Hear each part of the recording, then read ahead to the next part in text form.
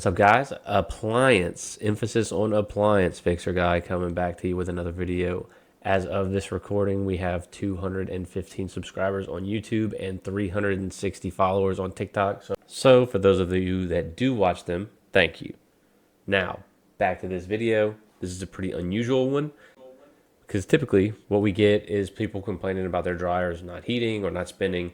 But this one, the complaint was a little different. It was, I'm not getting any lint on my lint trap, which I thought was so bizarre. So we took the call thinking it was maybe just going to be a simple duct blowout. And when we got there, we noticed that we start the dryer and no air was coming out of this exhaust duct that you're seeing here, which is not totally uncommon, but we knew we were going to have to use our lint cleaning brush to clean out the whole duct. So we go to the front, we go to where the dryer is and pull the dryer out, feed our snake through, and we hit a snag. So we thought, well, that's weird. So we go around the other side to the exterior wall and we do the same thing. And if you look right here, you can see that there's something else that's in there. So what I do is I take the brush off and feed this skinny white line with nothing on it all the way through the house to where it comes out to where the dryer connects to the wall. So I get the other end, I screw this claw thing on like a bat ring, and I start pulling from the other side, from the exterior wall. And all of a sudden, it just stops moving, and I can't pull it at all. I'm using all my body weight to pull this thing, and it's still not budging. I come back the next day with a game plan, and I tell him I'm gonna open up the side of his wall, although it is not in the scope of my job. I will try to get it done for you.